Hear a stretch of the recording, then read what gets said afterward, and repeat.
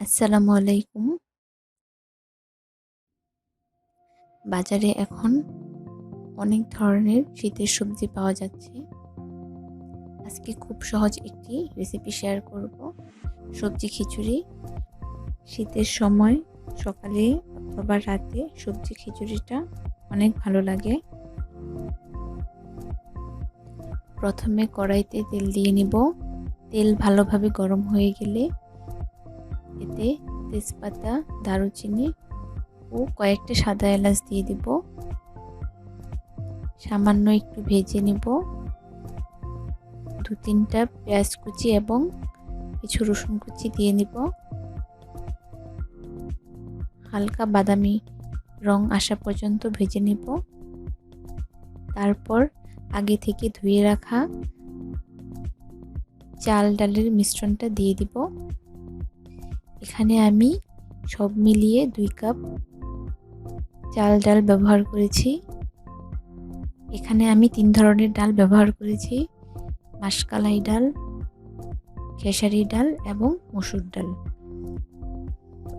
3টা ডাল এবং চাল মিলিয়ে আমি এখানে 2 কাপ পরিমাণ নিয়েছি। যেহেতু সবজি খিচুড়ি, এখানে সবজির পরিমাণটা বেশি দিয়েছি।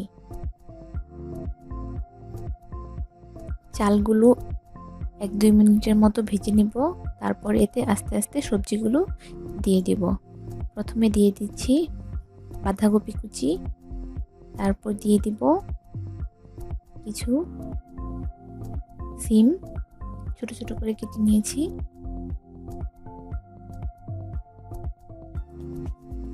কিছু মিষ্টি কুমড়া দিয়ে দিলাম কুচি করে,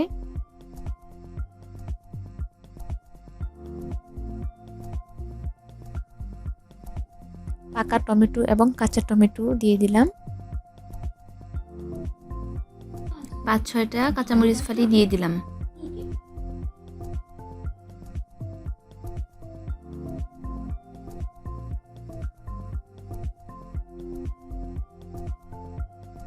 তারপর ভালোভাবে নেড়েচেড়ে নেব।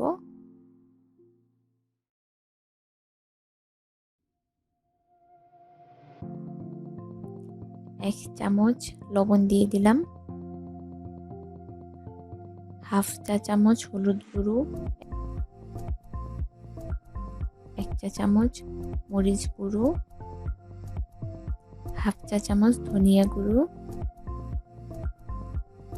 হাফ চা চামচ জিরা গুঁড়া, হাফ চা চামচ গরম মশলা গুঁড়া দিয়ে ভালোভাবে নেড়েচেড়ে নিব।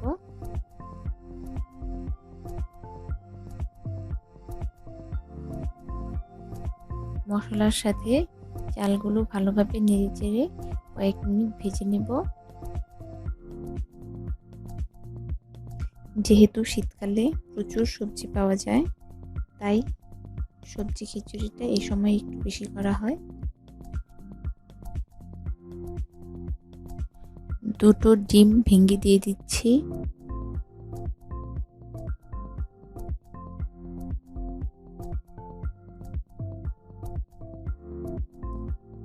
দুই 3 মিনিট ভেজে নেওয়ার পর পানি দিয়ে দিব। আজকের সবজি খিচুড়িটা আমি একটু নরম করে করব, তাই এখানে পানির পরিমাণটা একটু বেশি দিয়েছি। এখানে আমি 6 কাপ পানি দিয়ে দিয়েছি। চেষ্টা করবেন গরম পানি দেওয়ার।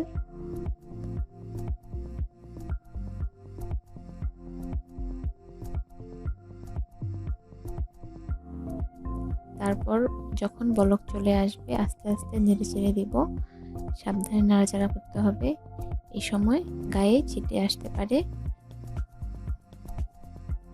যখন চালটা মোটামুটি সিদ্ধ হয়ে যাবে তখন চুলার জালটা একটু কমিয়ে দিব।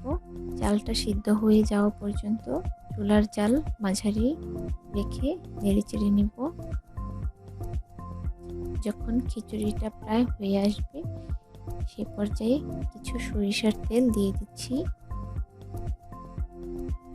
এটা ফ্লেভারের জন্য দিচ্ছি।